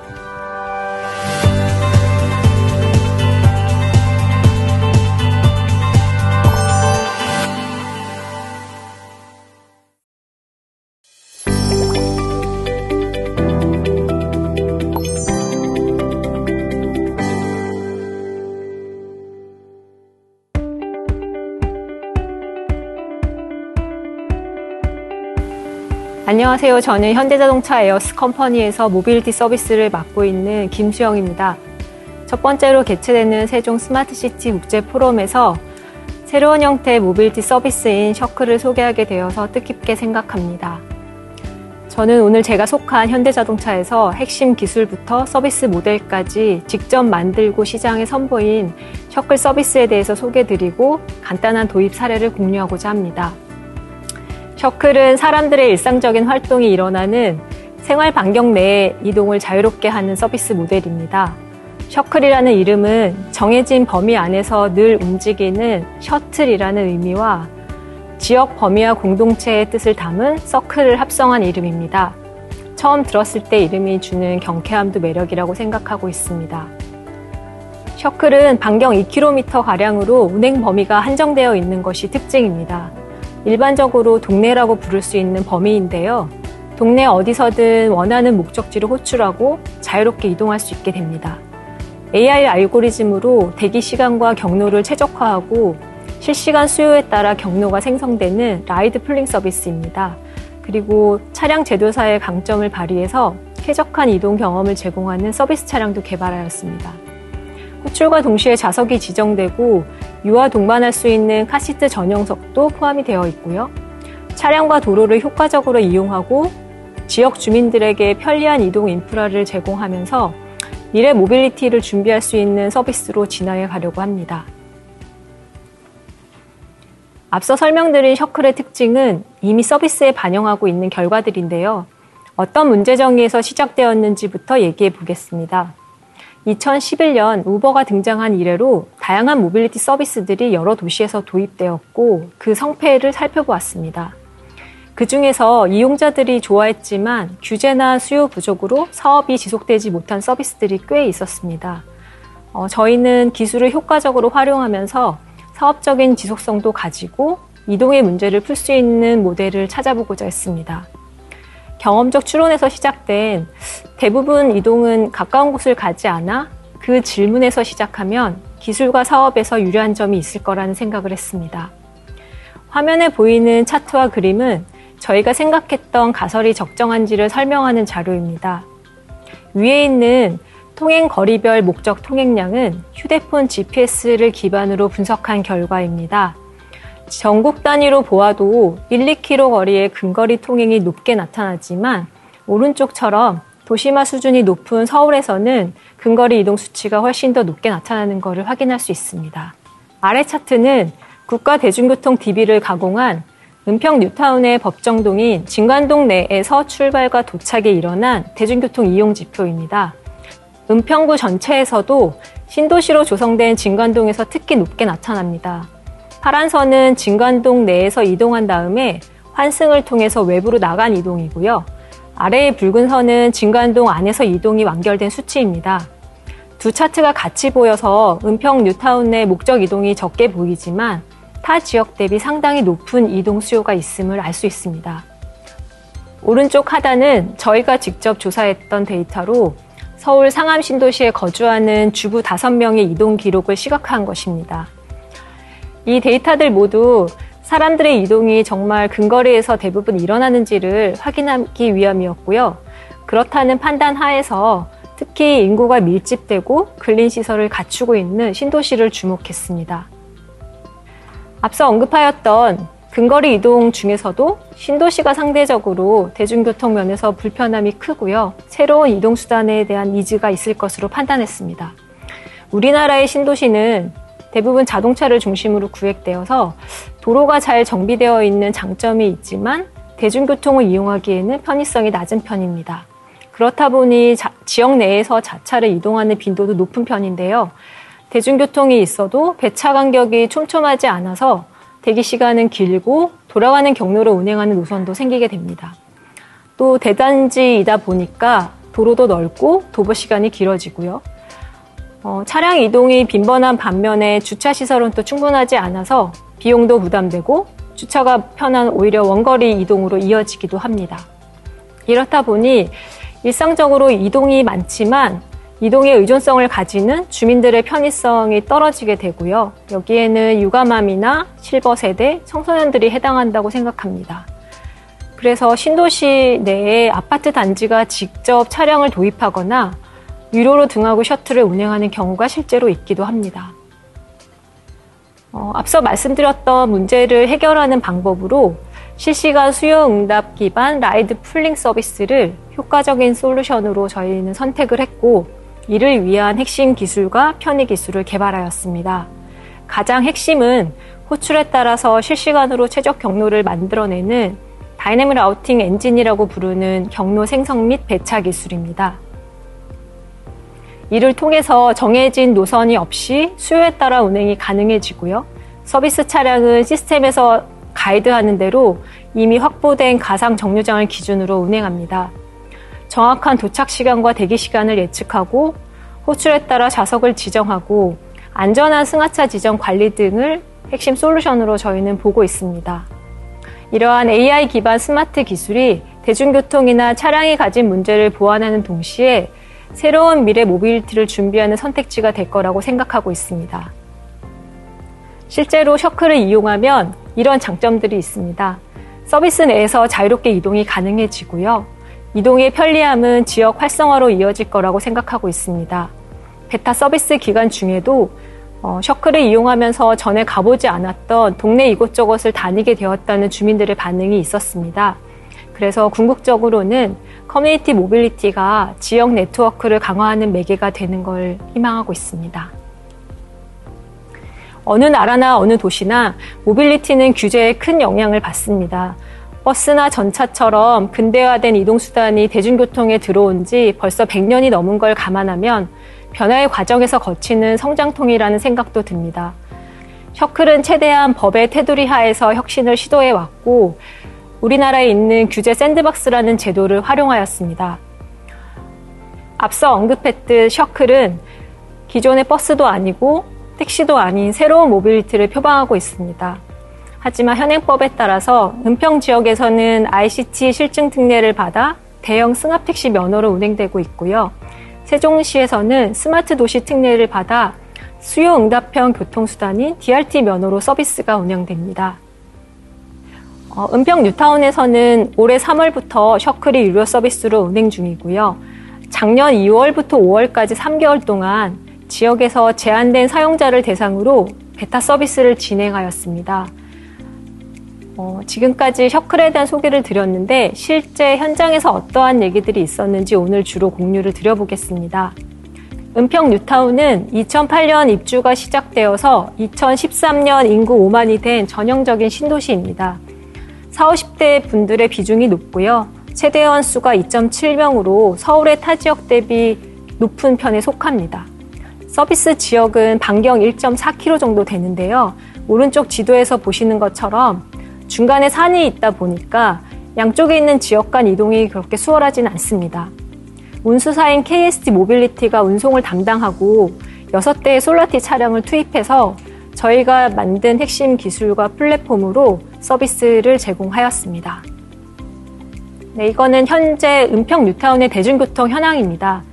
네이버 길찾기로 비교해보면 차량 대비 대중교통 이용 시 시간이 2~3배 걸리는 걸 확인할 수 있습니다. 왼쪽 지도처럼 차로와 먼 단지의 경우는 이동이 불편할 것으로 예상을 하였고요. 실제 서비스를 운영했을 때도 이용 빈도가 높은 지역이기도 했습니다. 그래서 3개월 동안 했던 베타 서비스의 결과는 어땠는지를 간단하게 말씀을 드리겠습니다. 여러 가지 가설을 기반으로 개발한 셔클은 은평 뉴타운에서 처음 고객을 만났고요. 3개월 동안 매일 빠짐없이 운행해서 7만 킬로 가까이 이동했습니다. 6대가 하루 평균 100km 이상을 달린 거고요. 이용량이 적은 주말을 제외하면 하루에 은평 뉴타운을 100바퀴 이상 달렸다고 보시면 되겠습니다. 총 탑승객은 17,000명이 넘었고 91일 동안 193회를 호출하신 승객도 있었습니다. 매일 쓰신 것 같고요. 작년 2월 13일 베타 서비스를 오픈하고 나서 코로나가 급격히 확산되면서 이동량 또한 급감했습니다. 당시에는 운영 시간을 조정할지 여러 가지 고민들이 현장에서 있었는데요. 일상적인 이동이 사라지지 않을 거다라는 생각으로 방역 실시 등 더 안전한 이동을 제공하기 위해 노력을 했고요. 종료쯤에는 많은 이용자들이 있었습니다. 서비스 기간 중 매주 진행한 이용객 대상의 설문을 토대로 한 반응들입니다. 출퇴근으로 사용한 분들도 꽤 있었지만 주로 장복이나 간단한 볼일들이 많이 있었습니다. 서비스 만족도는 운행 기간 내내 높은 편이었는데요. 여러 가지 응답 중에서도 이용할 때마다 삶의 질이 올라감을 느꼈다라는 반응들이 여러 번 있었고 저희가 가장 감사히 들었던 이야기입니다. 셔클로 인해 사용이 대체된 수단으로 보자면 이것도 역시 설문 결과인데요. 버스가 가장 높았고 자차 도보가 주를 이루고 있습니다. 그중에서 저희는 자차 대체를 의미 있는 수치로 보고 있습니다. 대부분의 이동 시간은 근거리이기 때문에 평균 6분에서 7분 이내였고요. 대기 시간도 평균적으로 5분 이내로 저희 배차 엔진의 성능을 검증할 수 있었습니다. 여기서부터는 셔클을 직접 이용했던 고객들의 실제 목소리입니다. 집을 나서면서 호출하면 근처에서 3분 안에 타니까 너무 좋다는 직장인분도 있었고요. 아이와 함께 병원에 다니기 좋았다는 주부님의 얘기도 있었습니다. 그리고 날씨가 좋지 않아도 매출이 좋아졌다라는 얘기도 있었고요. 환경 오염에 부담 없이 갈 수 있어서 마음이 편하다라는 얘기도 있었습니다. 그리고 셔클은 라이드 풀링이라는 합승 서비스이기 때문에 여기에 대한 반응도 궁금했는데요. 오히려 지역 주민들만 타고 다니니까 안심이 된다라는 얘기들이 있었고요. 앞으로 포스트 코로나 시대에 적합한 이동수단이 될 수 있겠다라는 가능성을 보기도 했습니다. 앞서 보셨듯 셔클의 베타 서비스는 전반적으로 좋은 피드백을 받고 마무리되었고요. 저희는 서비스 플랫폼으로서 셔클을 더 보강하였습니다. 현재 셔클의 서비스 플랫폼에는 경로 생성과 배차 엔진을 중심으로 법무 검토를 모두 마친 약관과 서비스 정책부터 호출을 위한 라이더 앱, 운행 경로를 알려주는 드라이버 앱, 차량 내에서 좌석과 승하차 정보를 알 수 있는 비이클 앱, 관제를 위한 운영 툴과 실시간 고객 지원이 있습니다. 그리고 여기에는 최적화된 서비스 차량까지 포함됩니다. 특히 새롭게 런칭하는 서비스에는 AI 비전 기술을 이용한 착석 인식 기능이 탑재되어 있습니다. 그래서 셔클 승객분들은 호출 후에 별도의 인증 없이 타고 내릴 수 있게 됩니다. 라우팅 엔진은 현재 11인승 솔라티 차량뿐만 아니라 다른 이동수단과 연계될 수 있도록 설계되었고요. 로보셔틀, 로보택시 등 자율주행 차량과 연동하게 됩니다. 셔클은 수도권 이외의 첫 서비스 지역으로 세종시에도 찾아오게 됩니다. 세종시는 고운동, 아름동, 종천동, 도담동, 어진동을 포함하는 제1생활권 내에서 서비스를 시작하고요. 세종도시교통공사가 운송을 담당하게 됩니다. 개선된 모습으로 서비스를 선보이는 만큼 세종 시민 여러분들도 많이 이용해 주셨으면 하고 있습니다. 셔클을 사용했을 때 어떠한 변화가 있는지 예측해 볼 수 있게 일생활권 내의 특정 거주지에서 장보러 가는 경로를 염두에 두고 길찾기를 해보았습니다. 셔클의 경로와 비교해 보았는데요. 교통 흐름이 늘 동일하진 않겠지만 대중교통을 이용했을 때 도보거리가 줄어드는 만큼 이동수단 단축을 확인할 수 있었습니다. 장기적으로는 대중교통과 유사한 형태인 셔클이 지역의 이동 편의성을 개선하고 대중교통 활성화에도 기여할 거라고 생각하고 있습니다. 매년 나오는 대중교통 만족도 조사에서 개선 항목 1위는 항상 배차 시간 조정입니다. 노선버스와 같은 기존의 틀에서 해결하기 어려운 문제인데요. 셔클 베타 서비스 기간 동안 자주 언급되었던 만족도 상위 요인 3가지가 기존의 대중교통 문제점과 상당히 일치합니다. 게다가 팬데믹 이후에 변화할 대중교통 모습 중에 셔클도 하나의 선택지가 될 거라고 생각합니다. 시민들의 교통권을 위해서 많은 예산이 투입되고 있는 대중교통을 효과적으로 운영하는 데도 도움이 되는 플랫폼이 될 것입니다. 여기까지 셔클에 대한 소개와 운행 사례 그리고 서비스 플랫폼에 대해서 소개를 했습니다. 왜 그럴 때 있잖아요. 가까운 이동이 더 멀게 느껴지는. 가까운 이동. 휠 신고 걸으면 사는 길. 가까운 이동. 아드님 모시면 행착길. 가까운 이동. 알레르기 있으면 꽃길도 가시밭길. 가까운 이동. 짐 있으면 철길. 가까운 이동. 댕댕이랑 같이 타면 개는지. 가까운 이동. 운전은 5분. 주차 30분. 가까운 이동, 집돌이에겐 그것도 인생의 난제. 그 마음 다 아니까 셔클. AI 기술로 가까운 이동을 더 편하게, 빠르게, 안전하게.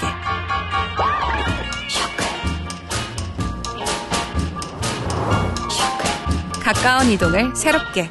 셔클. 새롭게 시작하는 서비스인 만큼 일상에서 매일 쓰는 서비스가 될 수 있도록 계속 발전시켜 보겠습니다. 경청해 주셔서 감사합니다.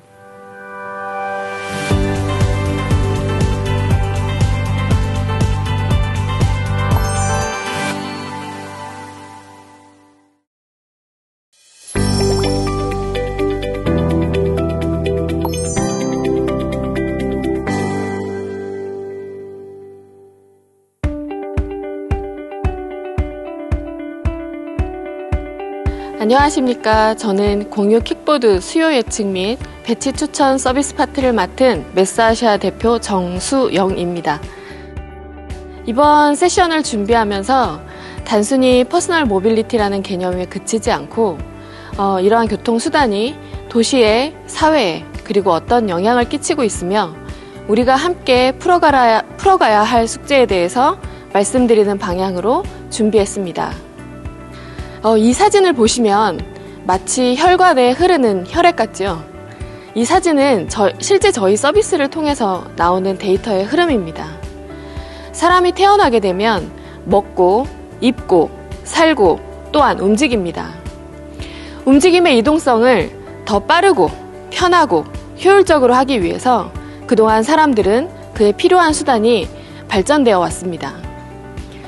이동 서비스는 모든 경제 그리고 사회적 활동의 기반이 되며 사람의 삶에서 기본적으로 필수적인 요소입니다.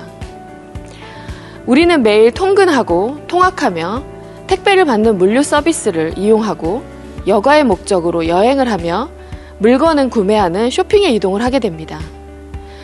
이동은 이런 모든 활동의 근간이 되며 지역 경제에 새로운 활력을 불어 넣어주는 중요한 요인이 됩니다. 그래서 저희는 이 서비스를 만들 때에 단순히 전동 킥보드를 공유한다는 개념이 아니라 본질적으로 이동의 가치를 더욱 깊이 고민하게 됐었고요. 그에 따라서 내부의 비전은 이동을 편하게 만들고 더 나아가 사회를 가깝게 만든다라는 비전을 세우게 됐습니다. 간단히 저희를 소개하자면 현재 알파카라는 브랜드로 퍼스널 모빌리티 공유 플랫폼을 운영하고 있으며 현재 회원은 50만 명대, 국내 21곳에서 서비스를 운영하고 있습니다. 이 사업을 시작할 때 앞서 말씀드린 것과 같이 이동에 대해서는 깊이 고민하는 시간이 있었습니다. 세상은 계속 바뀌어가고 그에 따라 사회적 현상이 달라지고 있으며 이동 시장도 변화가 일어나고 있습니다. 인구의 구조가 바뀌면서 실용적이고 새로운 교통수단의 수요가 증가되고 있으며 국토 공간 구조가 변화하면서 승용차 통행이 점차 제한적이고 대중교통 통행의 경제성을 고려하게 되며 또한 환경 이슈에 따라서 화석 연료 기반의 수단은 과세 정책 등 제한으로 소유에 대한 부담이 점점 늘어날 것으로 예측하고 있습니다. 과거에는 도시 형성기 인프라는 사람을 배려할 수 없는 자동차 위주의 정책이 이루어졌었고 사람이 필요한 이동에 맞추다 보니 나홀로 차량은 점차 증가하게 됐고 그에 따라서 교통 혼잡 비용이 지속적으로 증가하고 있습니다. 경제적으로, 공간적으로 비효율적인 상태가 지속되고 있으며 환경, 에너지 측면에서도 수송 부문의 에너지 소비 구조가 과하게 이루어지고 있습니다. 이를 통해 대기오염에도 문제가 있습니다. 이러다 보니 정부와 관련 연구기관, 산학에서는 또한 저희와 같은 기업에서는 사람 이동 중심, 그리고 공유형 서비스, 친환경적인 키워드를 가지고 새로운 미래교통 정책들을 세우고 실행하고 있습니다. 국내의 모빌리티 현황을 보면 택시의 단거리 운행 비율은 굉장히 높습니다. 여전히 나홀로 차량은 증가하고 있고 대중교통 분담률의 불균형은 지속되고 있습니다. 해외 사례를 보시면 유럽의 모빌리티 전략의 주요 3가지 구성 요소는 첫 번째, 배출량을 규제하고 대한연료를 확산하는 것입니다. 두 번째는 점점 모빌리티가 디지털화가 되고 그에 따라서 연결성을 강화해서 교통의 효율성을 향상시키고 그에 따른 관련 입법을 촉진시키고 있습니다. 세 번째는 협력 자율주행 및 연료 소비 효율화 그리고 CO2 배출 감소에 집중하고 있습니다. 유럽의 모빌리티 전략의 시사점은 변화에 대한 적극적 수용 자세입니다. 또한 변화를 선도하고 적극적으로 수용하면서 발생할 수 있는 영역 간의 갈등 문제를 사전에 포괄적으로 진단하고 대응 방안을 모색한다는 점입니다.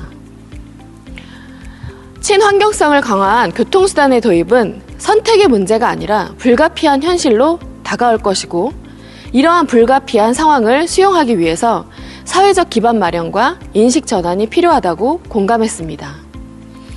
공유형 이동 서비스를 도입하면서 실질적으로 차량 사용 감소율이 그래프처럼 줄어들고 있습니다. 새로운 이동수단과 연관된 산업정책과 전략적 방향성을 재조정해서 보시는 바와 같이 도로를 재개편하고 주차 공간을 마련하는 등 규제 혁신 정책을 수립하고 집행하고 있습니다. 이러한 움직임들은 새로운 이동 문화가 도시에 편입될 수 있고 건강하게 안착될 수 있는 기반을 마련하고 있습니다. 교통수단으로 안착되는 과정 중에 발생하는 많은 민원들이 있습니다. 그러나 이러한 민원들을 적극적으로 민관이 함께 고민해서 체계를 만들었을 때 사회적 인식이 달라지고 있습니다.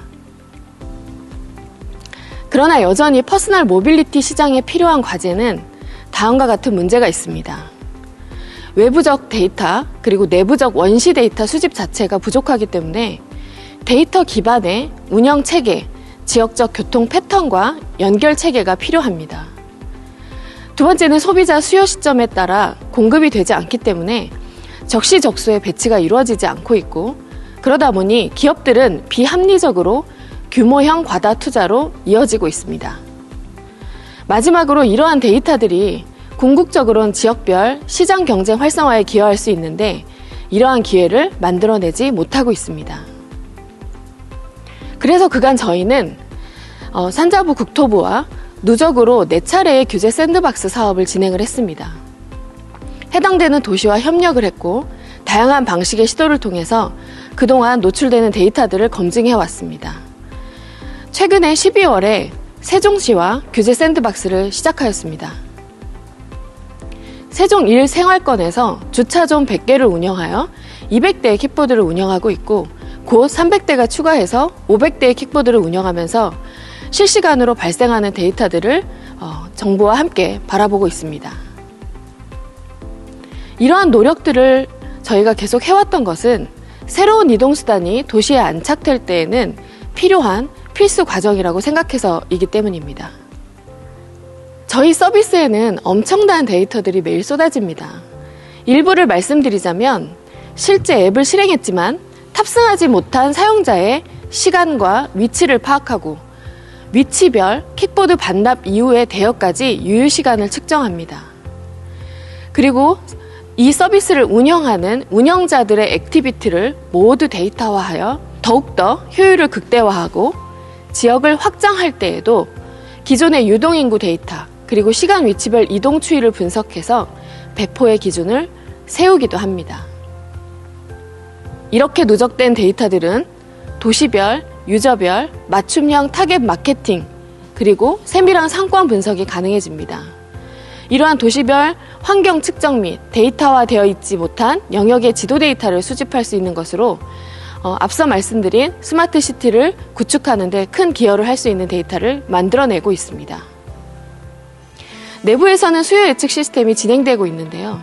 한 예를 설명드리자면 내부적으로 운영 데이터 외에도 외부 환경 데이터들, 날씨, 그리고 어떤 다양한 외부의 변수들을 모두 연동해서 복합적 데이터를 지속적으로 학습시키고 표준화된 데이터로 정규화를 시키고 있습니다. 이를 모델링 하다 보면 반복적으로 딥러닝 체계를 갖추게 되고 그러한 데이터들이 모이게 되면 예측 데이터를 추출할 수 있게 됩니다. 저희가 세종시 사업을 진행하면서 시간대별 유동 인구의 흐름을 먼저 살펴봤습니다. 또한 이 데이터는 일일 시간대별, 위치별 앱 실행 데이터를 분석을 하고 내부의 운영 데이터와 결합을 했습니다. 다음과 같이 수요가 예측된 기반에 미래 공급 포인트가 도출이 되고 그뿐만 아니라 이동 방향을 미리 추측할 수 있기 때문에 다른 교통 이동수단과의 연결성을 예측할 수 있게 됩니다. 이러한 예측 데이터는 궁극적으로 도시교통 체계에 긍정적인 영향을 만들어낼 수 있습니다. 현재 우리가 만들어가야 하는 초연결 시대 맞춤형 스마트 시티는 결국 사람의 이동과 가장 밀접한 퍼스널 모빌리티 서비스를 통해서 수집된 데이터가 매우 중요합니다. 원활한 순환의 통행수단 간의 연계는 결국 모빌리티의 핵심입니다. 새롭게 등장한 교통수단을 시에서 적극적으로 포용하고 시민들에게 편리한 이동성 서비스를 안착될 수 있는 전략이 필요합니다.